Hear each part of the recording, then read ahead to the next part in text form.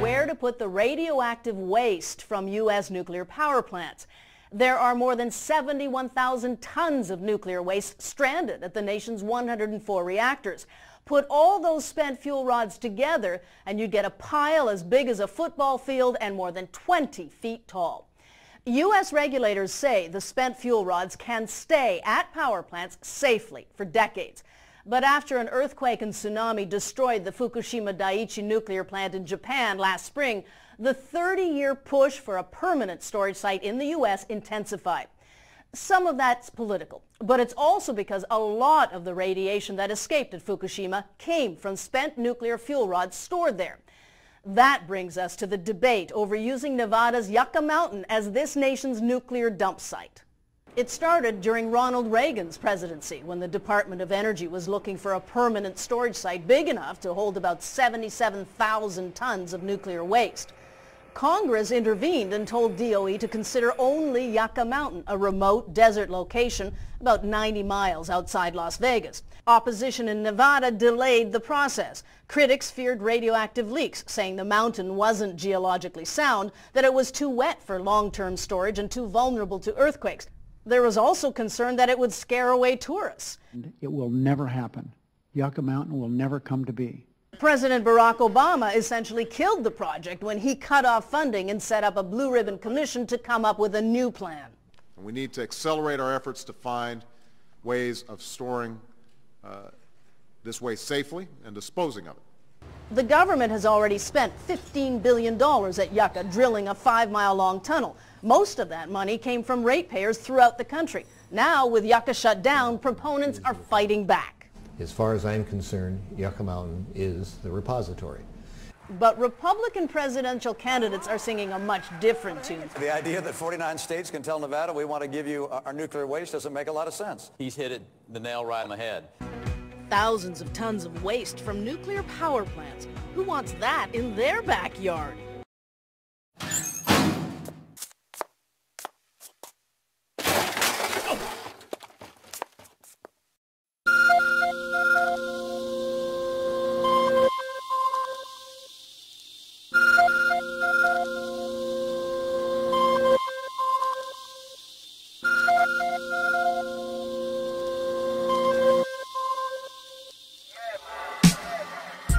WIPP is the world's first deep geologic repository. We ought to see if it can fulfill its mission.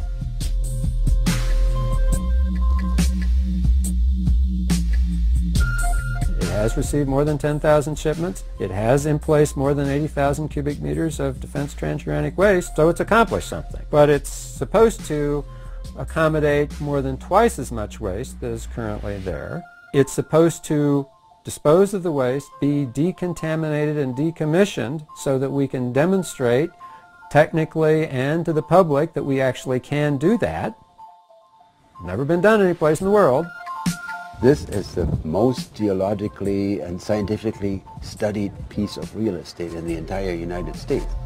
The main function is to dispose of transuranic, defense-generated transuranic waste and all of those activities that pertain to that. The Carter administration was trying to figure out what to do with nuclear waste. There was a lot of debate, public discussion. Congress was trying to pass laws. Carter came up with a program of saying, we need nuclear power in this country. We have nuclear weapons. An atomic energy power plant has already proved feasible. The future supplying of electric power to entire cities is far from impossible. So the Carter administration said we need multiple geologic disposal sites in multiple geologic regions. We eventually came on Yucca Mountain. Experts throughout the world agree that the most feasible and safe method for disposing of highly radioactive materials is to store them deep underground. The facilities you see at the surface are only a small fraction of the science going on deep inside the distinctive ridge. We've invested billions of dollars in Yucca Mountain, and it's been found to be safe. We've been preparing and planning for Yucca for disposal since 2002. We have high-level nuclear waste all over this country, and we need it in one centralized location. It's been our policy that that would be Yucca Mountain, an isolated area in Nevada, in the desert, 90 miles from Las Vegas, underneath a mountain, in the desert in one of the most arid places in this country.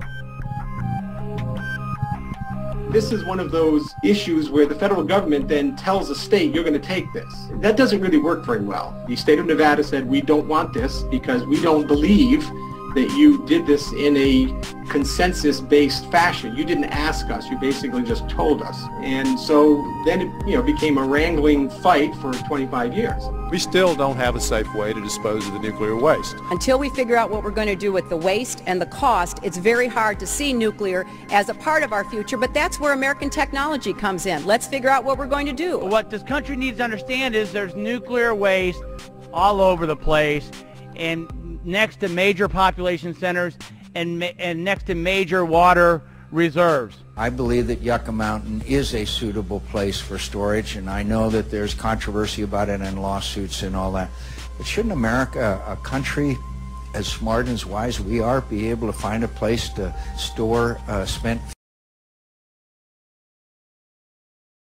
I will set this nation on a course to building 45 new reactors by the year 2030.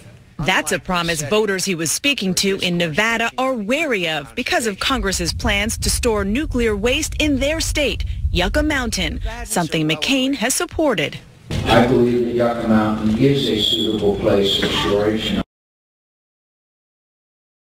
Would you be comfortable with nuclear waste coming through Arizona on its way, going through Phoenix on its way to Yucca Mountain? No, I would not. We now know that 40% of the hazardous waste is combustible, thus posing a more serious and immediate threat. Organic waste, 3% and so on. I think the combustible waste is perhaps the most significant because even a layman can understand that when combustible waste is exposed to high levels of heat, there may be some effect inside the true pack and not just from the exposure to the heat on the outside. Wind is a critical factor which must be considered. The worst case scenario would be if a fire occurs within a breach of a container. The wind could then carry plutonium particles through the atmosphere, traveling considerable distances. As we learn more, acceptable doses of radiation become smaller. Currently, 5 REMS is allowed for workers in nuclear plants, equivalent to 1,000 X-rays on bone marrow. Well, I think you can say that most scientists feel very strongly that there is no safe threshold for radiation. They go by what is called a linear no-threshold theory, that doses accumulate. The more dose you get, the more health effects. The DOE claims people will not be exposed to harmful levels of radiation. The waste will be transported in specially designed TruPack containers. TruPacks are surrounded by 3 mini vaults, if you will, 3 walls that are stainless steel, which includes a 10-inch polyurethane hardcore foam that acts as a heat retardant and energy absorber in case of impact. And this outer layer basically protects that foam. The foam protects the inner layers inside. So you basically have mini vaults within this TruPack. This is a formation. It does have... The container looks impressive, but it still needs to pass Nuclear Regulatory Commission testing. In one test, the container was dropped 30 feet onto a concrete slab. In this test, the outer shell sustained a puncture. The DOE claims such punctures will not endanger the contents. In the second test, the container sustained a further break. Some citizens feel that these tests are not difficult enough and do not reflect real-life scenarios. My concern about the TruPack testing that I've read about is that in the TruPacks, as I understand it, has been some kind of powdered cement. Yet in the latest DOE document, we find out there's going to be about 85% of the transuranic waste is going to be hazardous waste or mixed with hazardous waste, including combustible materials and various other materials that are listed as hazardous materials under federal law. And therefore, when they're exposing the TruPack to fire, intense levels of heat, to puncture tests, it would seem to me reasonable to at least simulate the kinds of waste that will be in there so that they have some validity to their tests. What are the possibilities of an accident occurring, and what kind? Well, there's been 173 radioactive accidents across the country. 34 of those have happened in New Mexico. We do have some rationale because we've been shipping this waste from Rocky Flats in Colorado up to Idaho for, for a very long period of time, 25 years or more. And we have had accidents, but there has never been a release. And there has never been a release of radiation from a Type B container. It may well be that with all the transportation of all these high-level wastes and transuranic waste, we may be ending up with Chernobyls along the nuclear highways. Because if there's ever any spill of plutonium of a significant degree, it'll be so devastating that it'll render large parts of this country uninhabitable. If these trucks are going through our city and something happens, who assumes responsibility for an accident? Well, your volunteer fire department or your fire department would respond. The state police are the ones that would take over the situation when they responded. One of my services would be first responder to a scene of an accident in this, at least in the city limits. It's to determine whether or not there is any contamination as a result, and to attempt to form some initial opinion as to the degree of that contamination. Carlsbad had recently upgraded their equipment with a hazmat truck. However, Tully said first responders would not necessarily have Geiger counters or even protective clothing. And the second concern was that they were telling, or at least saying they were going to train the emergency preparedness people in the various communities along the WIP route as to how to respond to an accident, and I didn't understand how they could even begin to train these people if they weren't able to tell these people what kind of materials they were dealing with. We've placed it into the responsibility of our fire department, and they are now preparing the plan for what we should and can do in the event that a spill might. Since this interview, the Santa Fe Fire Department received 2 official DOE first responder kits containing 1 plastic sheet, 2 paper suits, rubber gloves, 1 half-face respirator, and a roll of duct tape. I know we are not equipped. We have no equipment whatsoever to handle any accident that might occur. But I'm sure that if there is any funds available for any special kind of equipment, then I'm sure that we will be asking for assistance in funding this. The WIP trail is routed through major populated areas across the nation. In Congress, monies were promised for New Mexico bypasses and road improvements. No funds have yet been appropriated. One citizen has taken his concerns to one of the busiest intersections in New Mexico. I was overwhelmed with the support that I felt from passing drivers in the form of them honking their horns, in the form of them shouting out their window, "Thank you for doing what you're doing." And I realized that in some way we as a community at that moment had been bottled up, and we hadn't had the opportunity for a long time to express our feelings about the people's input about WIP. The generations which will ever live on Earth are here right now. So whatever we do to the genes, whatever we do to the sperm and ova of people will have its effect on future generations from now till forevermore.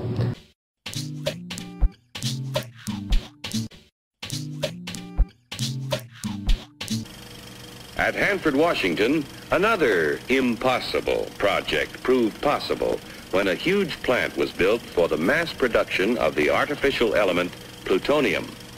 This process involves what may be called the furnace of atomic energy, the reactor pile.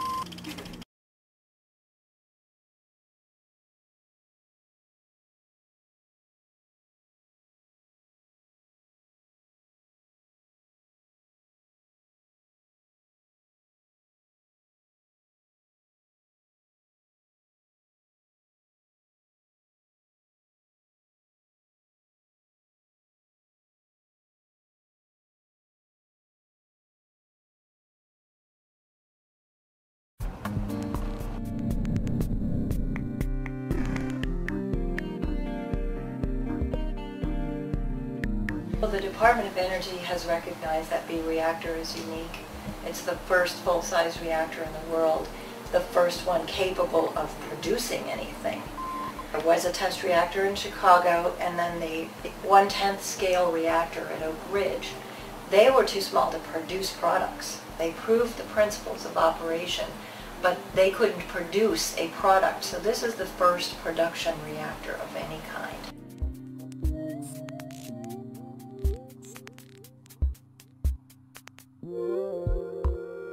This is the brains of the operation, the action center, the physical, muscular center of operation is in the front room, but this is the brains of the operation.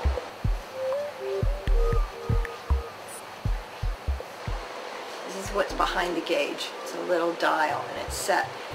And if the water pressure varied by more than 10 pounds per square inch, that meant there was some kind of a blockage in the tube.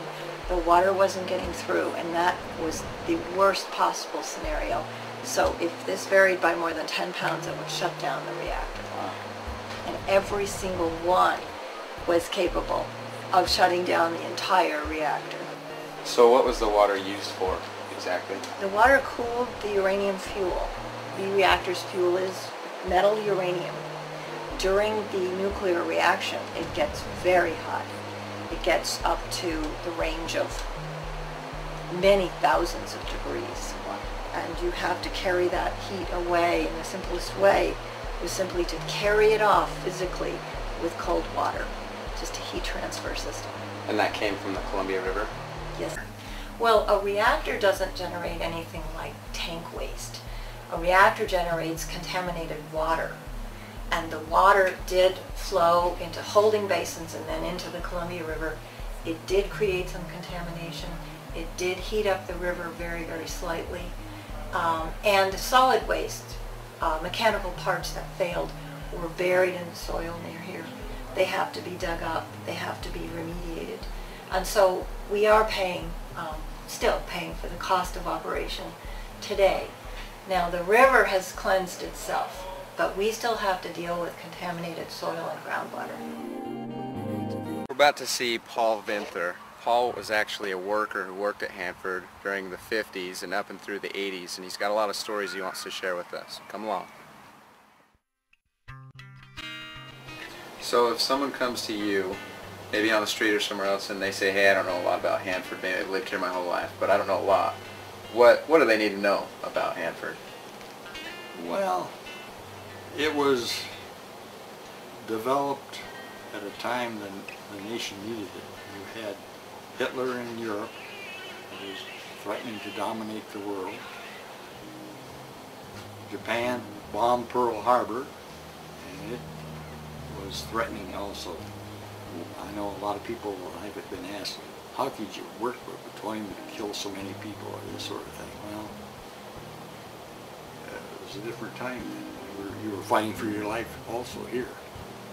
In this big river, all the different kinds of fish come this way, and they go up these small rivers and small creeks to generate or raise more fish, and that's what's important to us, because it kept our people alive in the past. Can you tell me the importance of the Columbia River to the Nispers? The Columbia is the lifeblood. It's the waterway that provides that all our other waterways and the tributaries in the Northwest run into and flow out to the Pacific, which then the Pacific offers the salmon that come up the river and is our main nutrient behind water in a traditional sense. So here at Hanford, the local tribes' mission is to protect those resources as we near cleanup and look at the future of the Hanford site, the long-term stewardship issues, and making sure that we plan effectively to cohabitate the areas and co-utilize the resources out there, that we protect them for everyone, and that we're respectful of our past as well as our future.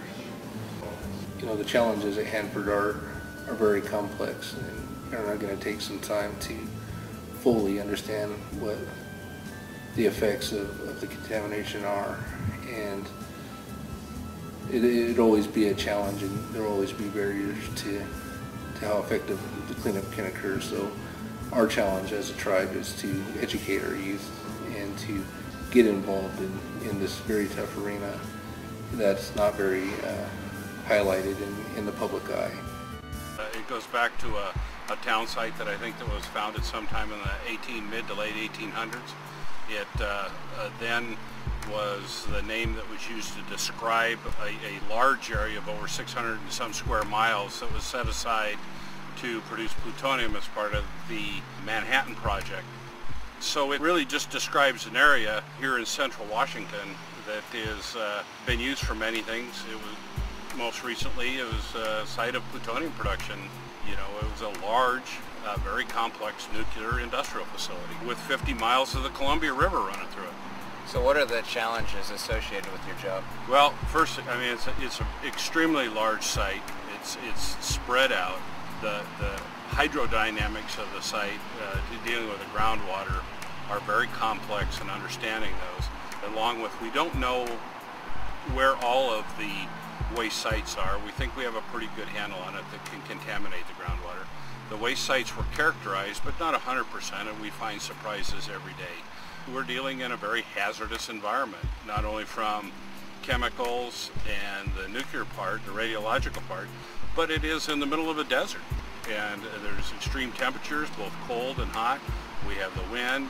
A lot of the work is outdoors. So there's a lot of different elements that factor in. And the one thing we are committed to is to keep our people safe. Why is there so much tank waste on site? Well, plutonium production operations went on for a good number of years, and is part of the process of separating the plutonium out. There was the waste that was generated, and the decision was made to store that in underground tanks. So there's a lot of waste generated, and that's where it was stored. From the time of that first explosion until Hiroshima shuddered beneath the release of atomic energy, work on the bomb went steadily forward in closely guarded plants in New Mexico, Oak Ridge, Tennessee, and Hanford, Washington. So my understanding that your connection to Hanford is both professional and personal. Can you explain about that? Yeah, it's fortuitous. My mother is from Nagasaki, Japan, and the material that was made for the plutonium that went into the atomic bomb that was dropped on Nagasaki was produced here at Hanford back in the 1940s. I am in charge of the 53 million gallons of tank waste. That's the legacy from the Cold War. And we're in charge of retrieving, treating, and then immobilizing that tank waste eventually into glass for long-term storage. The tri-party agreement is between three parties: the Environmental Protection Agency, the U.S. Department of Energy, and then the State Department of Ecology. And it was established in 1989, so for the past 20 years the tri-party agreement, or we call it the TPA, does. Yeah, Washington Closure, Hanford manages the River Corridor Closure Project. It's a $2.1 billion project. Runs through 2015, September 2015. Our job is to tear down contaminated buildings and clean up contaminated waste sites that are located along the Columbia River. What are some of the challenges that we're seeing at Hanford right now? I think the biggest cleanup challenges at Hanford are the 50 million gallons of highly radioactive waste that's in the 177 tanks at Hanford.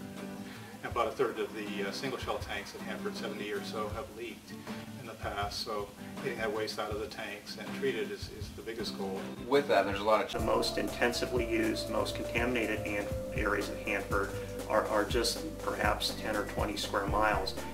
Well, overall our mission is, of course, to protect the environment. And what's the mission with respect to Hanford? Well, Hanford, we're here as part of the tri-party agreement. Our role is regulatory oversight. In essence, the Department of Energy here is responsible for the cleanup, and we oversee it to make sure it's done in order to protect human health and the environment. The cleanup has actually been ongoing for 20 years now. It's very difficult at Hanford. It's just its size. You know, it's enormous. We have over 1,800 waste sites that need cleaned up. We have over 80 square miles of contaminated groundwater that's above drinking water standards. So one of the big issues when you have a cleanup that spans many decades is just keeping focus, because again, it's with focus that we actually get projects completed. We will stop the contaminated water from entering the Columbia River within the next 4 to 5 years. It will be stopped, I just feel good progress is being made. There's an awful lot to do yet. There's years of it. Investigation Hanford's dirty secret. With all the uncertainties at Hanford, what's buried below this dirt was supposed to be the one slam dunk, 28 sturdy double shell tanks.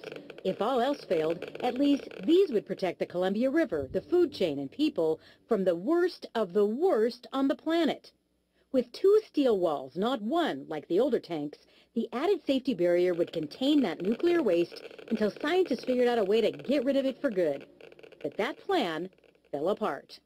The failure of a double shell tank is big, big news. The citizen watchdog group Hanford Challenge shocked the public last summer with information from a Hanford insider. Their press release read, "First double shell tank leaks at Hanford." A massive blow to the entire cleanup operation. And the reason is that we are relying on these tanks to operate safely for 40, 50 years through the rest of the cleanup.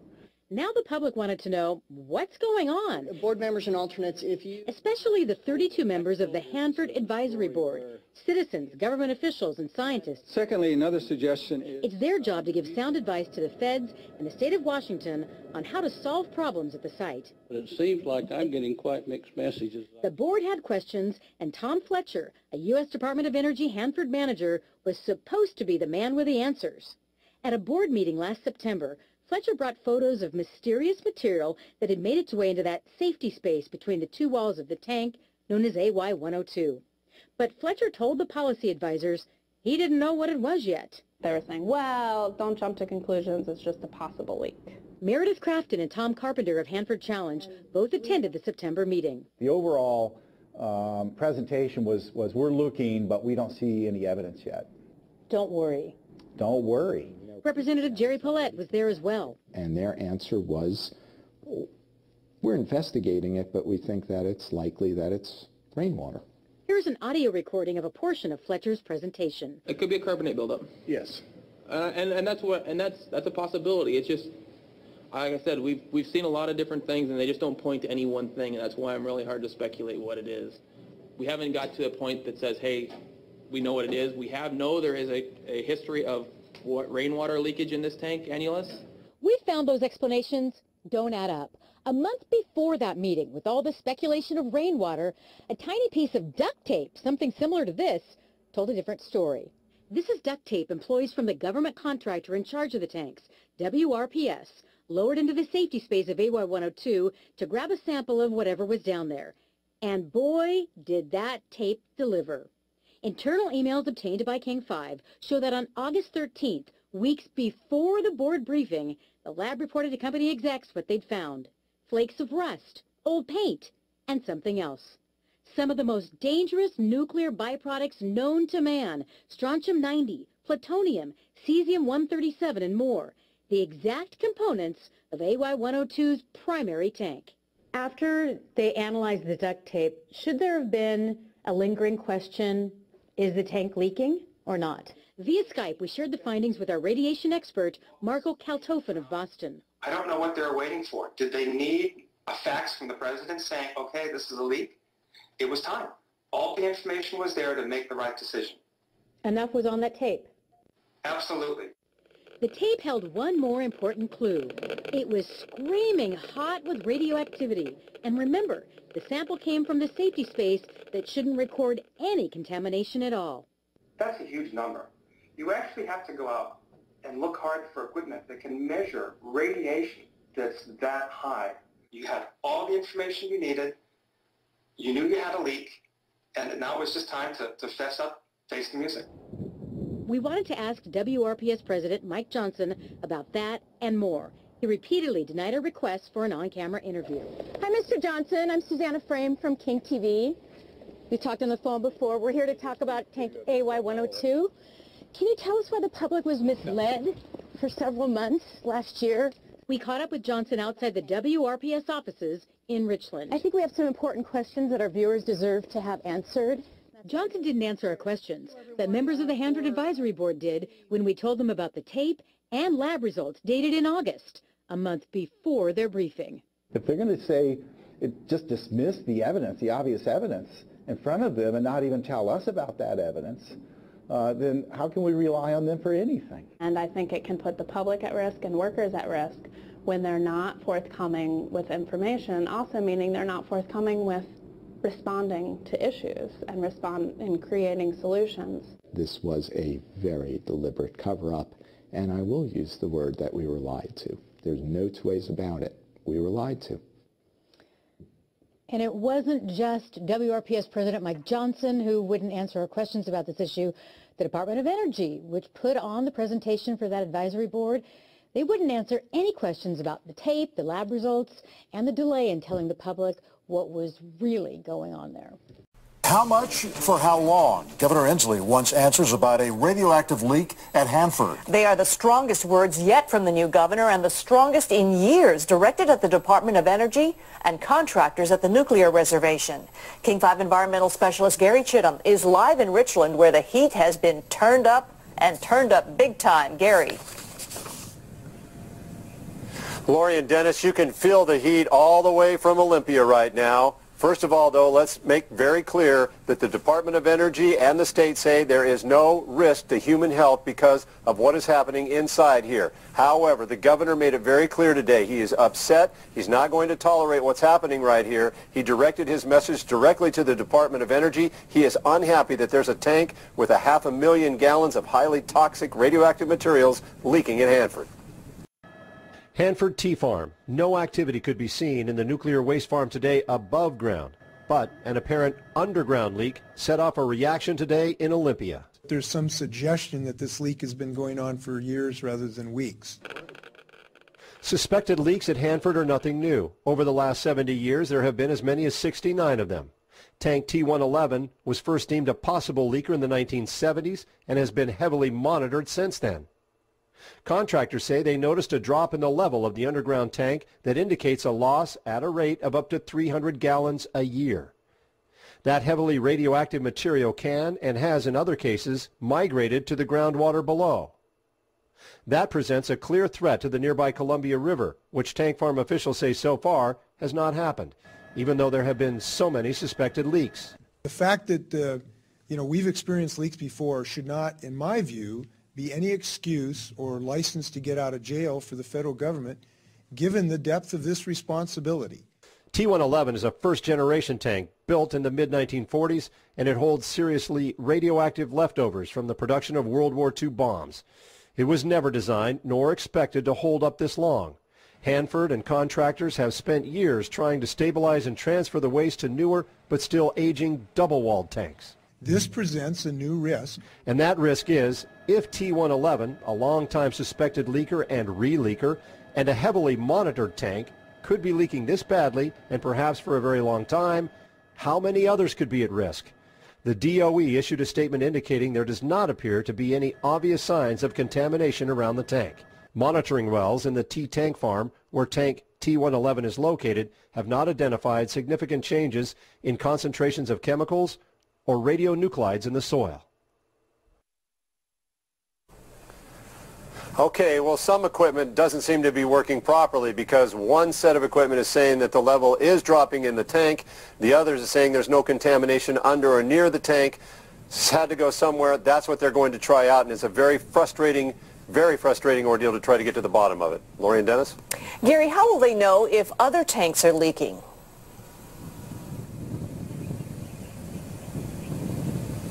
That, again, is going to be a very complex situation. They have it wired right now, and they've been doing a good job of monitoring this situation, but obviously this calls into play. Maybe they're going to have to go in and then go in one by one and inspect them all, and that will slow down an already bogged down cleanup process here. All right. Gary Chittum live in Richland. Thank you.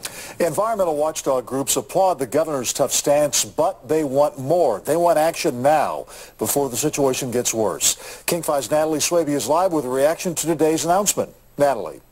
Well, the executive director of Hanford Challenge, a group with a mission to protect the environment and the public's health, says there's a need now for new double-shell tanks to be built to store waste from confirmed leaking tanks. That's just one of the things we discussed after the news broke. We've got 177 tanks. Tom Carpenter has spent 3 decades charting Hanford's troubles. Here's the river. The river goes down to the ocean. We're connected to the ocean. So Hanford's radiation has ended up in the ocean and has washed up on Seattle shores in the past. From his Seattle office, he pumps out the press releases. We work with whistleblowers out there. We go to all the public meetings. We look at the environmental issues. So we pay very, very close attention to what's going on at Hanford night and day. And today, he's working overtime after this announcement from Governor Jay Inslee. There is newly leaking single-shell tanks at the Hanford site. It spotlights again the mess we're in at the Hanford site. This is the worst contaminated facility in the United States. The new report highlights an old problem, leaking tanks. So if this were 300 gallons a year at City Hall, it would be a huge deal. This is a lot of nuclear waste. We're talking waste that's dangerous in microscopic quantities, very, very tiny amounts. Carpenter wants action now. Under the law, this tank needs to be pumped and emptied to protect the groundwater. His watchdog group is anxiously waiting to see Hanford's next move. An alarming discovery at our state's lone nuclear site. Leaking single-shell tanks at the Hanford site. And tonight, concerned not only about what we know, but what we don't. The public really deserves to know exactly what's happening. From lawmakers to public interest advocates to the governor himself, the calls for action are ringing loud and clear. The big questions tonight: what happens next at Hanford, and what kind of long-term impact could this toxic leak have? Coming for us, John Humbert has been gathering a reaction to the story for us tonight. He's live in the Satellite Center with what he's learned. John? Well, good evening tonight, guys.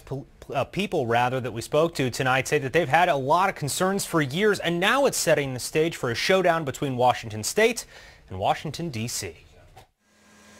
I got to tell you, you couldn't find a more perfect radioactive storm. Governor Jay Inslee took the feds to task for the hundreds of gallons of radioactive sludge leaking at the Hanford nuclear facility. And the fact that, we've experienced leaks before should not, in my view, be any excuse or license to get out of jail for the federal government. The federal government says there is no immediate threat to people from the leaking tank, and experts say the sludge may not make it to the Columbia River.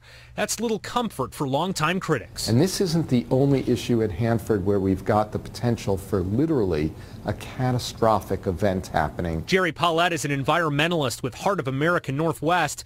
He's also a state representative. He's calling for more regulation and possibly new laws to contain Hanford's 177 tanks for action by the federal government. We need to have the planning underway for new tanks. Others are concerned the leaks are signs of trouble to come. You can't take it back. Once the radioactive waste is there, it's there. From 1986, legislators call for session on nuclear dumps. Michaela Preskill with WashPerg says that years of initiatives and public outcry still haven't stopped environmental damage. We anticipated it. She says this is a wake-up call. We've yet to see that we can store nuclear waste safely and properly. As for Paulette, he's going to keep pushing the state to apply pressure on Washington, D.C. He says too much is at risk, and there are still too many questions. We don't know what will happen here. Governor Inslee made it very clear that the federal government needs to step up and fully explain what happened and also how to fix it. He's willing to go to court to get that done. There's also little progress in D.C. for budgeting for this cleanup. That could also hamper any solution at all. Live in the Satellite Center, John. Let's talk about what nuclear waste does to the environment. On Friday, Washington State government officials announced just how much toxic waste has made its way into the Columbia River's subterranean basin from a nuclear site in southern Washington. The radioactive soup is leaking from 6 underground tanks at the Hanford nuclear facility, which has been regarded as the most contaminated site in the entire country. It was developed as a nuclear weapons production facility in 1943 as part of the Manhattan Project and has since held millions of liters of radioactive leftovers. This nuclear sludge is held in storage tanks that have long ago reached their 20-year lifespans. Yeah, you heard me right. These tanks that hold radioactive waste expire in just 20 years.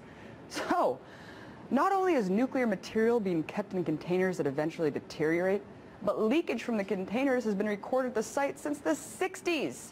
Since then, nearly 200 of these toxic bins have already failed. According to Washington state officials, the leaks produce between 150 to 300 gallons every year, meaning that thousands of tons of nuclear sewage have already been contaminating the environment at the site for decades. Now, if you're feeling outraged about the criminal negligence allowing one of the most beautiful states in the country to have been poisoned for the last half-century, you should be. But you might want to hold on to that anger because it's about to get worse. Finally, state and federal officials agree that a cleanup at the site must be made. One small problem, though. Nuclear waste doesn't really go away. No matter how much money you throw at the problem, it's there to stay for centuries. A new report by the Department of Energy sets the lowest estimates of the cleanup at $115 billion and is expected to last until 2090. And of course, the bill is for you and me, the taxpayers, to front. But it always falls in the backs of the people, doesn't it? Even the location of these sites are designed to take advantage of the most vulnerable. The Hanford site was constructed in a sparsely populated mountain region. Other than the 250,000 residents that are just downstream from the nuclear site, there are also at least 6 Native American reservations that are adversely affected. Hanford is just another example of what journalist Chris Hedges refers to as one of capitalism's sacrifice zones, which he describes as, quote, areas that have been destroyed for quarterly profit. And we're talking about environmentally destroyed, communities destroyed, human beings destroyed, families destroyed. And because there are no impediments left, these sacrifice zones are just going to continue to spread outward.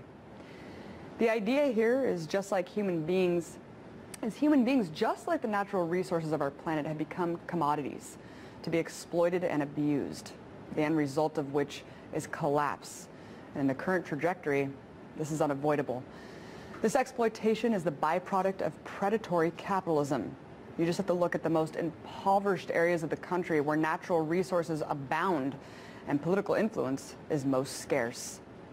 Places like the coal mines of Appalachia, where the profits made on the backs of the laborers fill the pockets of the rich coal barons who live far from the contaminated soils, degraded waters, and polluted air. Look, the damage that Hanford leaks have caused is irreparable, but the remaining threat posed as we move forward is far worse. These sacrifice zones may seem far away from what you and I know now, but what would you do if this was in your backyard? Because soon it might be. If we don't halt the gears of this machine, we become the gears for the machine.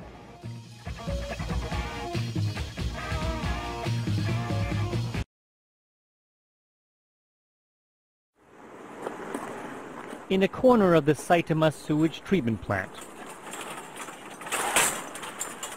workers take us for a look at a danger they never thought they'd have to deal with. Underneath the tarps wrapped in layers of waterproof sheeting are tons of radioactive sewage. Saitama is hundreds of kilometers away from the crippled Fukushima nuclear plant. Still, in May, alarming levels of radioactive cesium were detected in the sewage sludge. Workers said the government asked the plant's employees to store the waste, but none of them have any training in how to handle the hazardous material. We're trying to study how the radiation will affect us, but we can't understand everything. That's all we can do to cope. Treated sewage used to be passed on to cement and fertilizer companies. With it now radioactive, no one wants to take it. In a hallway, the piles stretch for 1 kilometer. When we run out of space, then we just have to stop the operation entirely. We're already in an emergency situation, but if that happens, we're in serious trouble. There are more than a dozen sewage plants in Japan facing the same situation. Still, months after the nuclear disaster, the government has no policy on what to do with the waste. Al Jazeera requested an interview, but a government spokesman refused, saying the radioactive sewage is not an immediate danger. The government has told the public and the staff working at these facilities that the radiation threat is minimal and that the air quality is safe. However, we've been walking up and down this corridor just a few minutes, and our Geiger counter has already gone off several times. Currently, it's reading .60, .61. soil expert Sozo Suzuki says in a healthy environment, radiation levels should barely register. This is a disaster affecting all residents in Japan. The level of danger is not that adults and children will die tomorrow, but in 5 to 10 years' time, cancer or illness will show. We know that from Chernobyl. The government is allowing low-level radioactive sewage to be turned into fertilizer, despite warnings from experts that it will affect food in Japan. Worries over contamination have led some farmers to spend more on high-end fertilizers, free of sewage.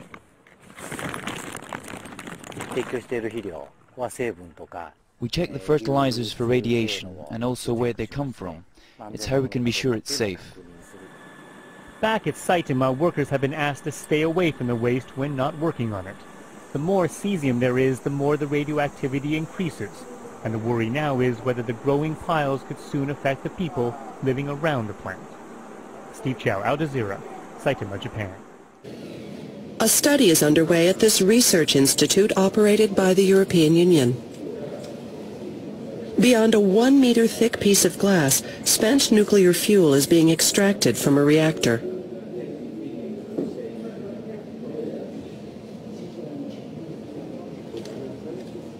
It contains highly radioactive materials, such as plutonium. If you would enter the cells, the activity of the spent fuel handled in the cells is of the order of a few sieverts. In the worst case, this dose could cause very serious harm to health and even cause death. Spent fuel is an unavoidable byproduct of nuclear power generation. The risks it presents became clear after the March 2011 accident at the Fukushima Daiichi nuclear plant operated by Tokyo Electric Power Company, or TEPCO. Even as some of the reactors there were melting down, another crisis was in the offing.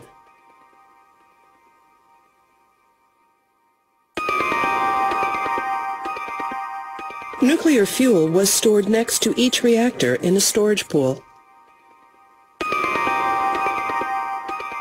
The cooling system in the pool stopped working, and water levels started to go down. In the worst-case scenario, a meltdown could have occurred in the pools, too. The Fukushima accident has made it evident that spent nuclear fuel should not be stored above reactors. It's been about 2 years since the accident. Nuclear power plants across the country still store huge amounts of spent fuel. No one has found a way to deal with the spent fuel, nor have sites been found for its final disposal. The spent fuel kept piling up. It now amounts to 17,000 tons for Japan as a whole. Some nuclear plants could run out of storage space in about 2 years if they were to go back online. What can be done about this nuclear waste, which has nowhere to go? A nuclear energy policy that once neglected waste management is now sending ripples across the nation. Now that's nonsense. If you think you can solve the problem by bringing waste to Aomori and leaving it here, you're mistaken. The disposal of spent nuclear fuel and radioactive waste must be part of all future discussions of nuclear power plants. We'll explore several paths to resolving this critical issue.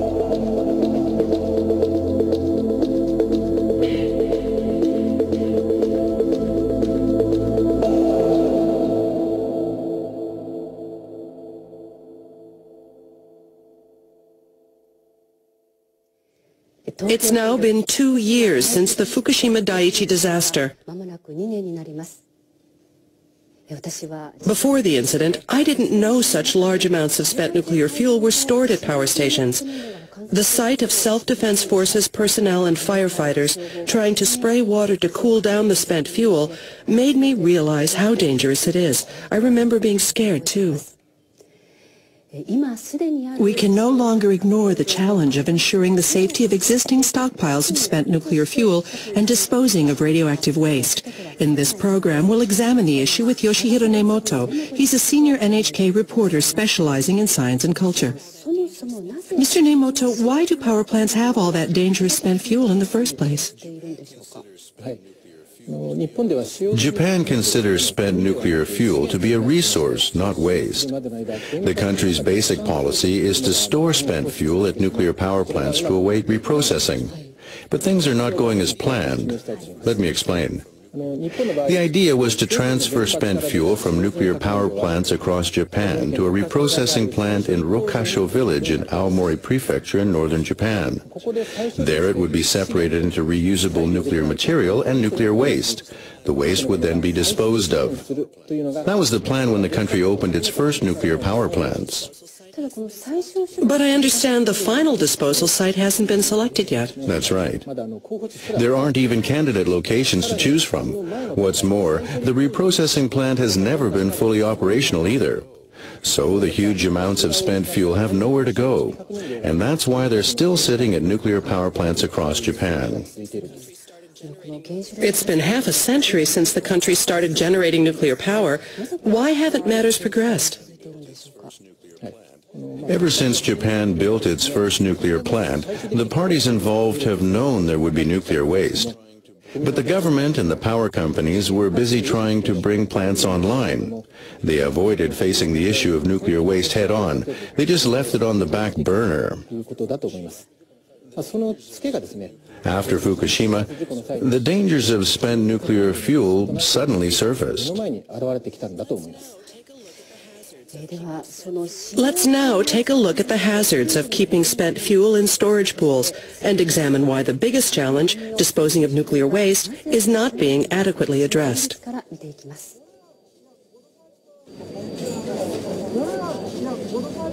Reactor number 4 of the Fukushima Daiichi plant was opened to the media for the first time in May 2012.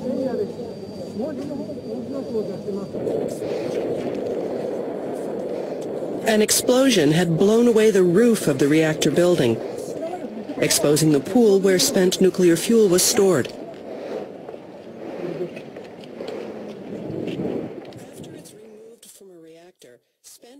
After it's removed from a reactor, spent fuel continues to release massive amounts of heat for several years. The spent fuel needs to be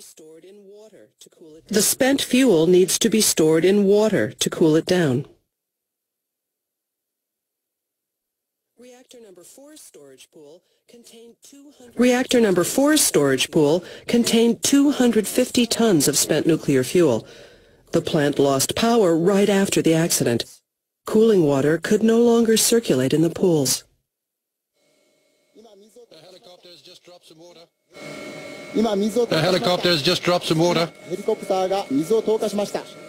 Frantic efforts helped contain the situation, but a delay in cooling the spent fuel could have caused a meltdown.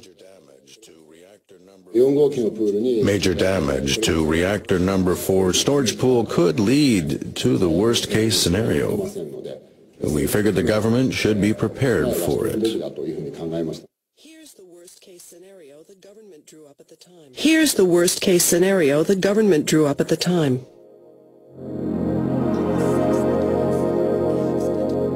On the 6th day following the accident, the water level in reactor number 4's storage pool goes down.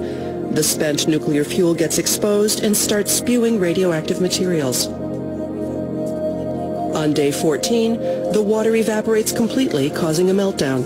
The spent fuel releases huge amounts of radioactive substances because it's not protected like the fuel in a reactor's containment vessel.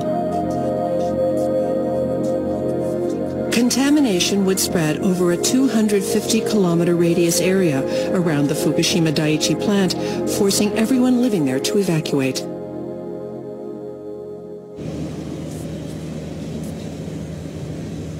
Spent fuel keeps piling up at nuclear power plants. There's simply no place else for it to go.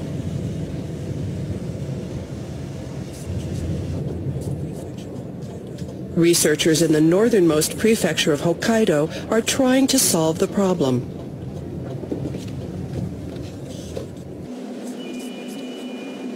How should nuclear waste be disposed of? A government plan calls for burying the waste over 300 meters underground. That's to prevent above-ground hazards.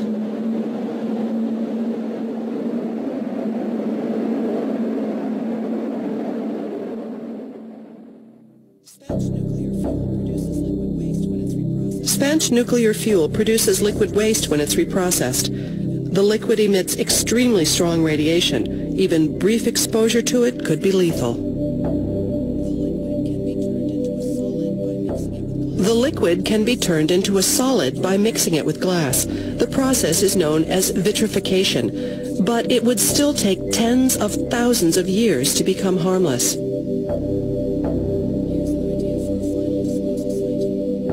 Here's an idea for a final disposal site. Nuclear waste would be buried in a network of underground tunnels. With an area of some 10 square kilometers, the site would house 40,000 blocks of vitrified nuclear waste to be generated by about 2020. This is just a research facility. No nuclear waste would be brought here. Scientists are studying groundwater flow and the strength of the surrounding rock. But it's difficult to accurately predict what conditions will be like tens of thousands of years from now. Well, we're still dealing with nature even though we're under the Earth's surface. We need to minimize uncertainty as much as possible, and that's what we're trying to do.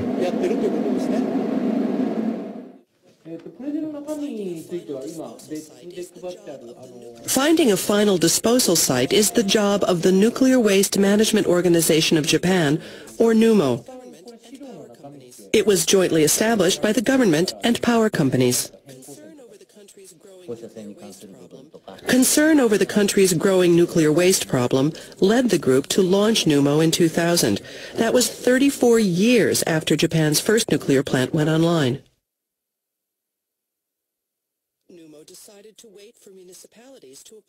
NUMO decided to wait for municipalities to apply to be candidate locations.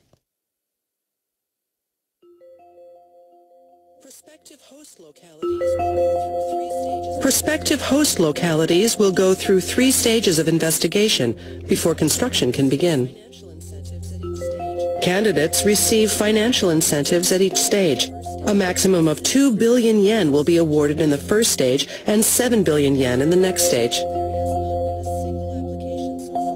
But there has not been a single application so far. And the Fukushima accident has made it even more difficult to find candidate sites. Some experts have expressed concern about burying nuclear waste in a seismically active country like Japan. But it's also true that there are no other viable options. Finding a disposal site should be the top priority. What's the situation in other nations with nuclear power plants? Let me show you a map. There are 31 countries and territories with nuclear power plants. Only 2 of them have identified disposal sites, Finland and Sweden. As you can see, most countries are facing difficulties. How are they tackling the issue? Let's take a look at 2 European countries. The UK is having trouble finding a disposal site, and Switzerland is taking a different approach from Japan.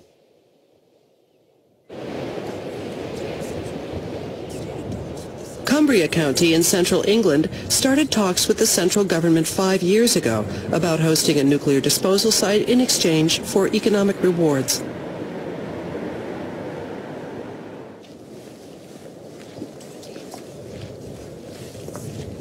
"20 years ago, the government had considered building a disposal site in the county. NIREX were conducting excavations of boreholes. Cumbria was already home to a nuclear facility. The government conducted research secretly without telling residents. But once the news came out, But once the news came out, strong local opposition derailed the plan. They didn't involve themselves with, for instance, the local parish councils to acquaint these councils with what was going on. People couldn't quite understand what was taking place and why they weren't being consulted. Government officials learned a lesson from that experience, and in 2008 they completely changed their approach. The focal point of their new strategy was a discussion forum called Partnership.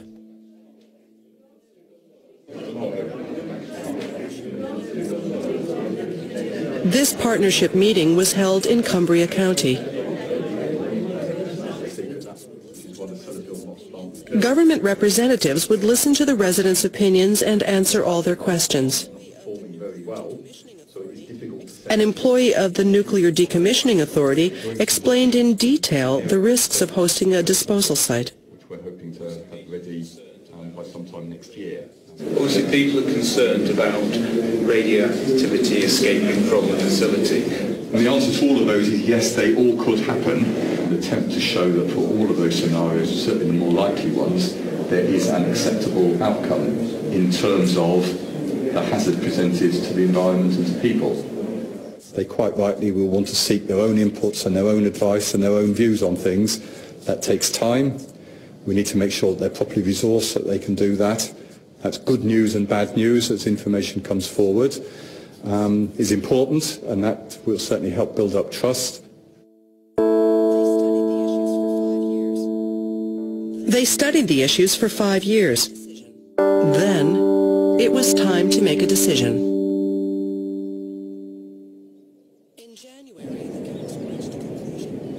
In January, the council reached a conclusion.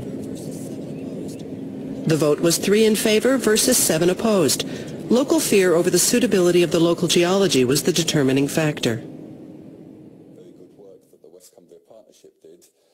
Very good work that the West Cumbria Partnership did, that the level of trust was improving, but clearly had further to go. But I think it's a shame, but it's their right to make that decision, and they've made it, and now we need to move forward.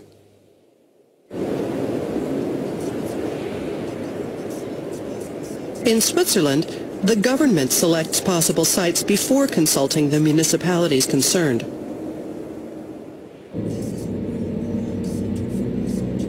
This is a world-renowned center for research into nuclear waste disposal. It's run by the National Cooperative for the Disposal of Radioactive Waste, or NAGRA.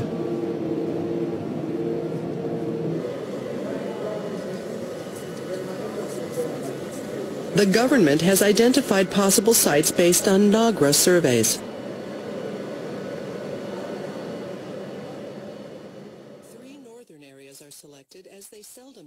Three northern areas are selected as they seldom have earthquakes, and the effects on groundwater would be limited. The areas are located about 50 kilometers from Zurich. The government has the responsibility to construct a nuclear waste disposal site.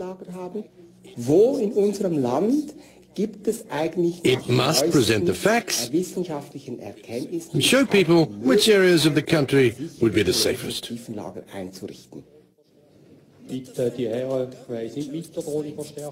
But the fact that the government chose the sites sparked opposition. You say that our area was selected just based on surveys, but I'm not convinced.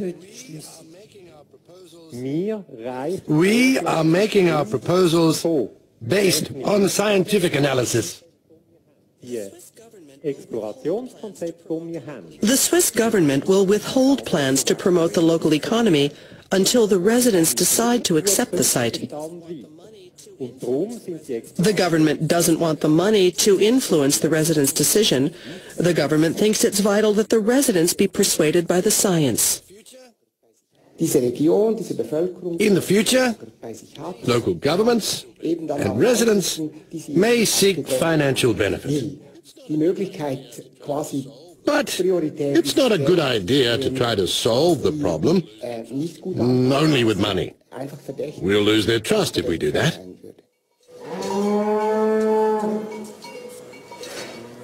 Martin Otto runs a dairy farm close to the proposed disposal site. He went to the meeting to represent his community.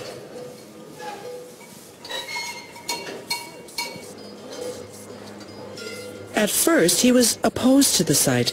He was fearful of the possible effects.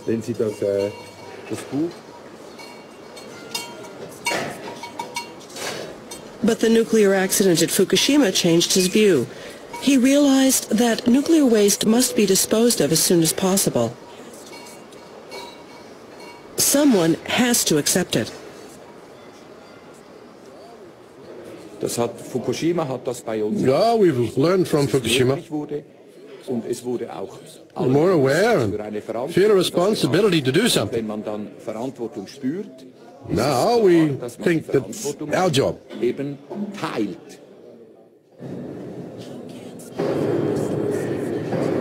How can spent fuel be stored safely until a disposal site is found?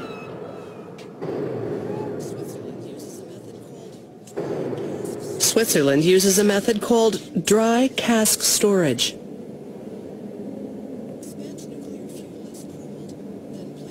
Spent nuclear fuel is cooled, then placed in steel casks and stored. The spent fuel is completely sealed inside. This method is said to be safer than keeping it in a pool. The facility will not pose a big threat, even if the power goes out. The container completely shuts in radiation, and electricity is not needed.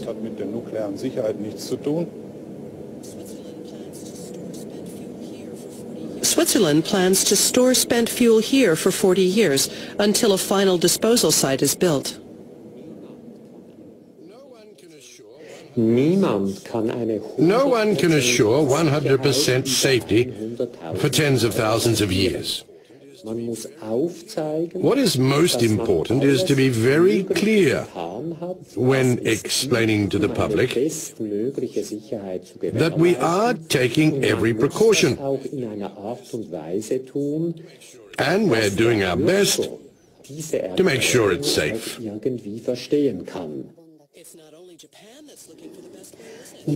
It's not only Japan that's looking for the best way, is it? Both countries have been making every effort to construct a disposal site.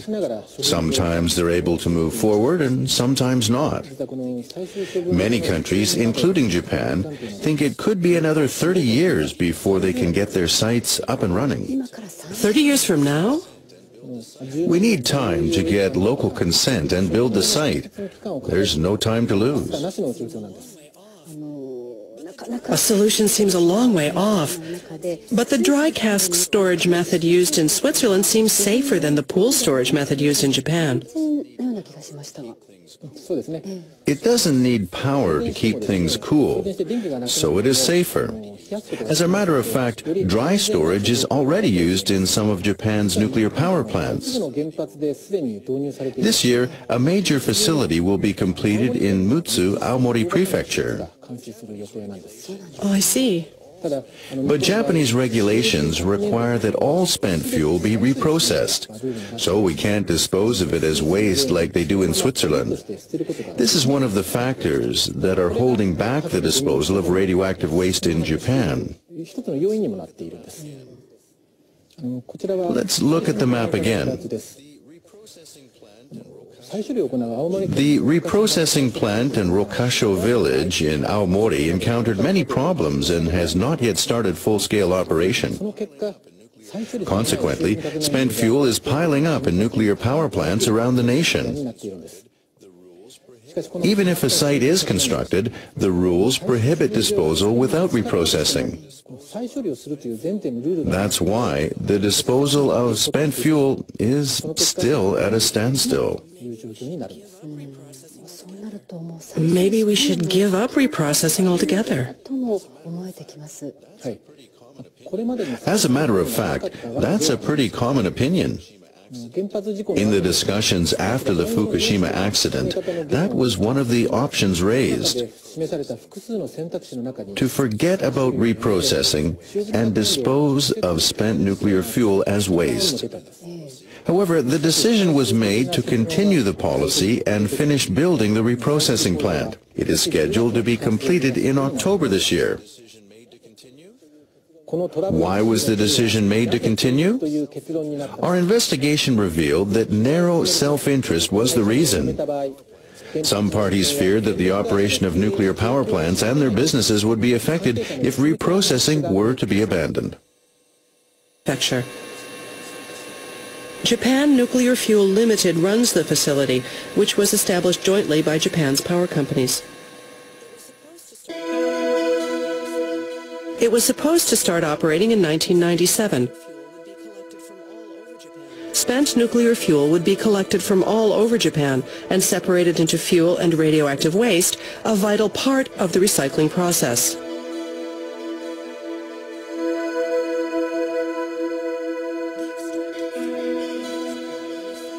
The extracted fuel would be multiplied in a fast breeder reactor and recycled repeatedly.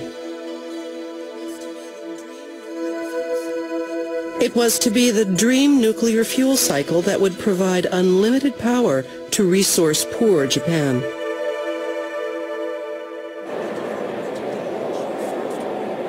But the development of the Monju fast breeder reactor was halted after an accident in 1995.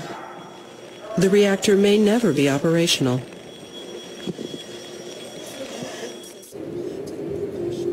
As for the reprocessing plant at Rokasho, completion was delayed 19 times due to repeated problems.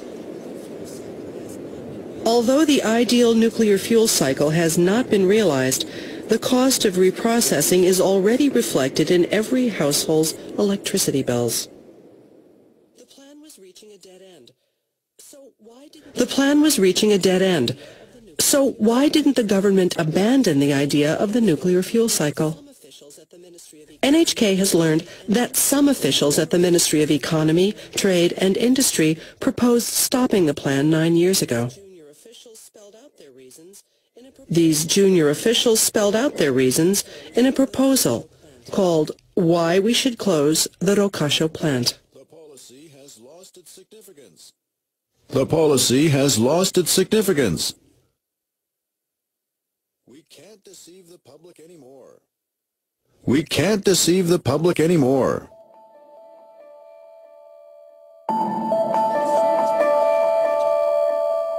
The ministry was promoting the project. Why did these officials go against ministry policy?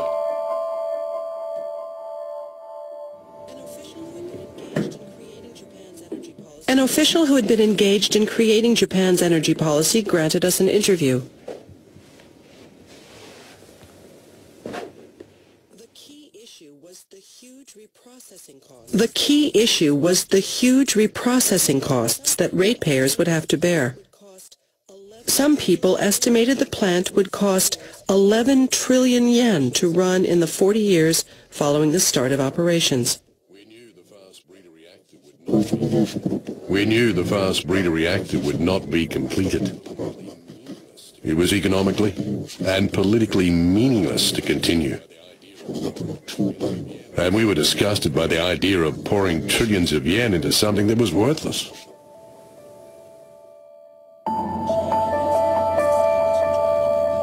JNFL was established jointly by power companies.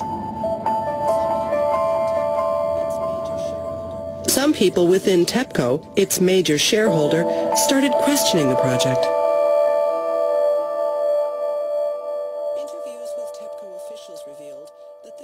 Interviews with TEPCO officials revealed that the company considered the project a business risk because of its unpredictable future.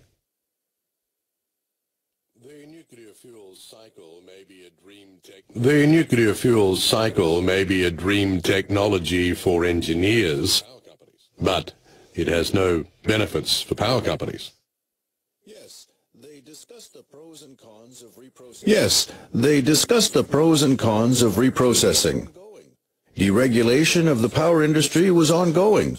We had to lower costs, and Rokasha was too costly.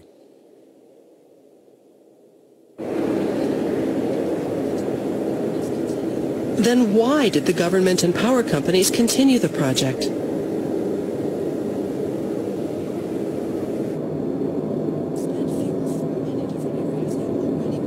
Spent fuel from many different areas had already been sent to the reprocessing plant to be recycled.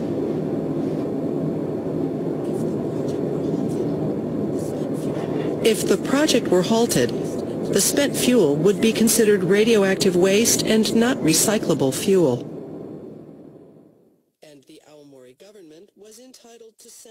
And the Aomori government was entitled to send back the spent fuel if that happened. The power plants would be overwhelmed with returned nuclear fuel. They'd be forced to suspend operations. We learned this from a former TEPCO director.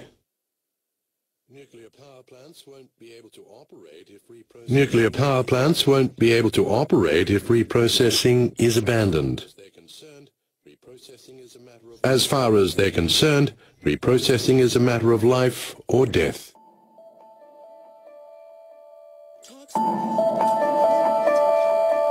Talks were held between the government and power companies.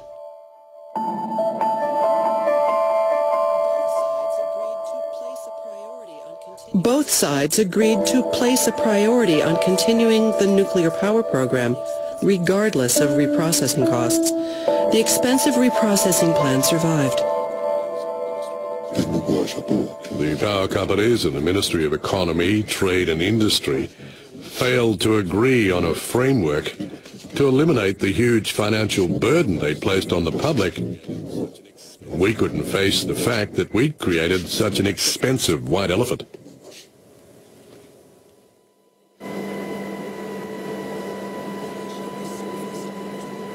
Then, the issue resurfaced after the nuclear accident at Fukushima.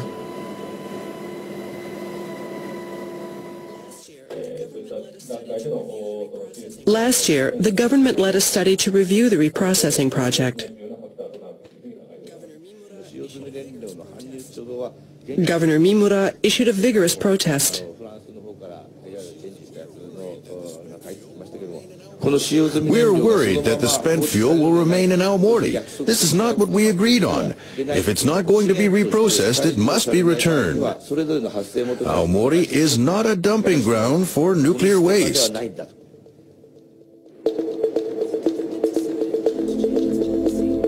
The government decided not to change its policy.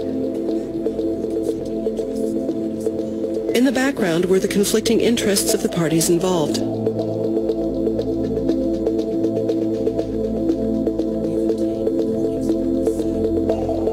We've obtained recordings of what was said.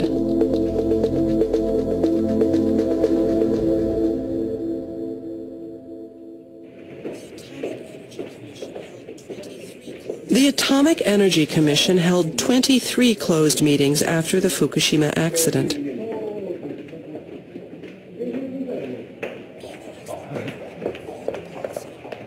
Even as the government reviewed the policy, JNFL, TEPCO, the Cabinet Office, the Ministry of Economy, Trade and Industry, and the Atomic Energy Commission were meeting to discuss the issue.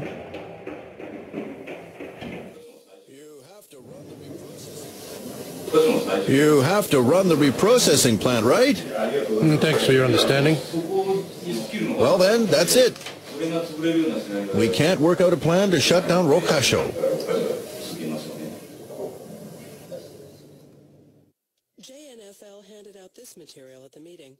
JNFL handed out this material at the meeting. The firm had accumulated 1 trillion yen in debt. Company officials stressed that if the reprocessing program were stopped, they would no longer be able to borrow money and could face a financial crisis.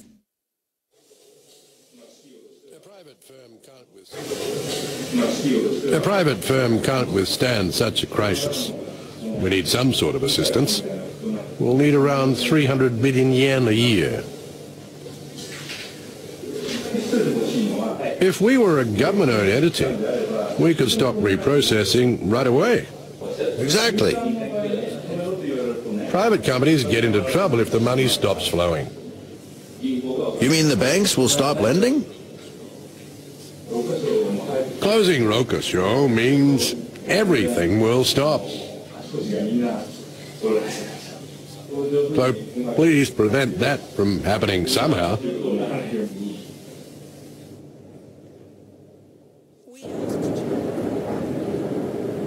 We asked JNFL about the meeting.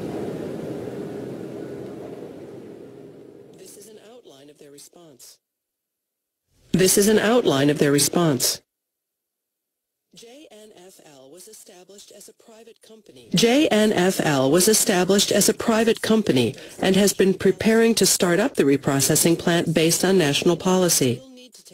If this policy suddenly changes, we'll need to take steps. We were explaining the facts from a commonly accepted perspective. Generally speaking, stopping the project will have negative financial effects on both municipalities and electric companies.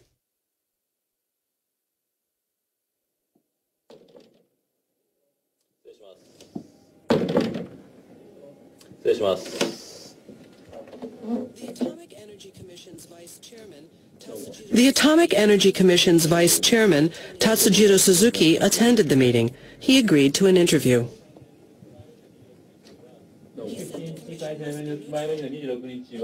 He said the Commission must be neutral and acknowledged that a closed meeting should not have been held.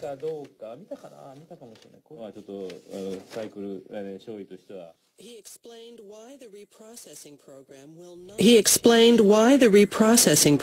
will not be changed. Vested interests are the main concern. Many businesses are counting on a successful outcome for the planned nuclear fuel cycle. They don't want to see any changes that could affect their business. Suzuki feels it will be difficult to talk about changes with things as they are now. We should first discuss the policy and decide on a feasible solution, and then think about Rokusho. The country's 50-year-old nuclear energy policy, systems and organizations are standing in the way of change. The situation limits what we can do. Even though many people realize that reprocessing won't work, the project continues. The reprocessing program was supposed to give resource-poor Japan an unlimited supply of energy. But as time passed, it became simply a tool to keep nuclear power plants running and protect the businesses involved. Other factors influenced the decision as well. These included possible harm to the local economy and potential damage to relations with the United States, which is worried about a decline in Japanese technology. But changing the current framework is the only way to move forward. The Fukushima disaster opened our eyes. Now that we know the dangers of radioactive wastes, we can't keep putting the problem off for future generations to solve. That's right. We've been soft on ourselves. The parties involved said it takes time. So the government and communities forgave them for failing for more than 10 years to make progress toward finding places to dispose of waste. But we can't allow this to go on. It's been 2 years since the Fukushima accident. The government has decided to allow Japan's nuclear power plants to restart once their safety is confirmed. But is that enough? More operating plants means more spent fuel and more nuclear waste to be disposed of. Plant safety is vital, of course. But we also need to find safe ways to deal with radioactive waste. Only when both issues are resolved can we start talking about restarting nuclear power plants. We have no choice but to look this problem squarely in the face. With nuclear energy and its challenges, besides needing to figure out what to do with all the radioactive waste from power plants, there are plenty of other critical questions, especially since the Fukushima disaster in Japan. We will take a look at the things that happened in Fukushima Daiichi and see if there aren't some lessons we can learn.